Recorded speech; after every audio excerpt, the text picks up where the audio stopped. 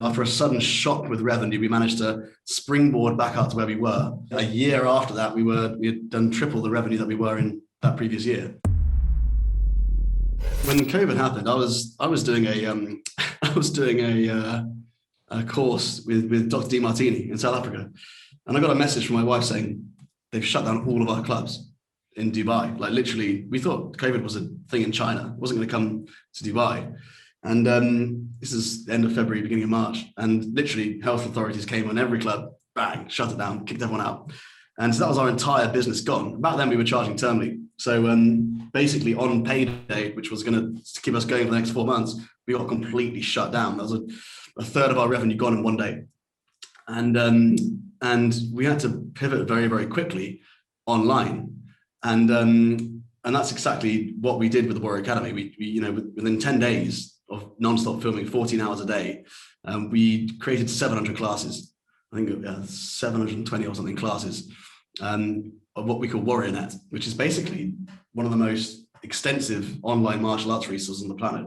You know, it's every single class from white belt to black belt. So that takes a long time to go through. So we managed to move almost all of our members onto that and relaunch the whole business as a digital business in Dubai, but also in the UK. So the UK guys were, you know, when I was explaining to the UK, we now need to prep the UK for this shutdown. A lot of them were like, it's not going to happen. You know, that's just a Middle East or Asia thing now. And I was like, we're going to prep you guys anyway. Yeah, that's coming. So I think let's just prep you anyway, right? So we had the whole UK team ready to roll. And as soon as COVID hit, just bang, everyone online. And it worked very well. How do you do that? How do you teach martial arts and, you know, the 3 C's and, you know, online when there's someone sitting at home at their desk looking at their computer? Like, how does that work? Yeah, it's difficult. But, you know, and you can never really take away the face-to-face mentoring that you get, right, between a student and an instructor.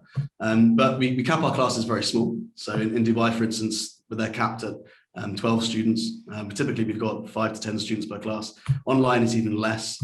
We do a lot of check-ins with parents. So we use an internal scorecard which measures the 3 C's.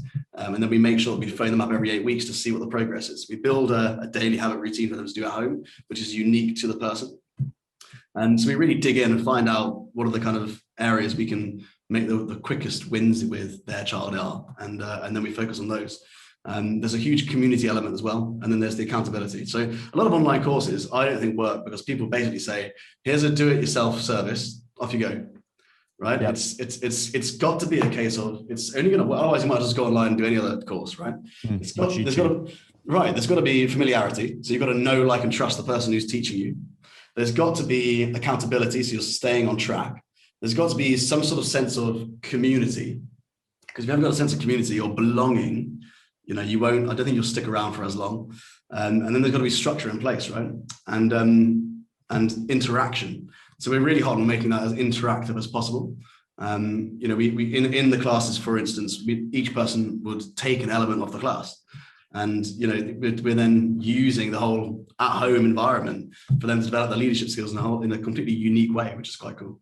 But yeah, I mean, nothing can beat the face-to-face, you know, but for us, it was an amazing time because we moved everything online, managed to keep everyone's jobs and keep the majority of our members.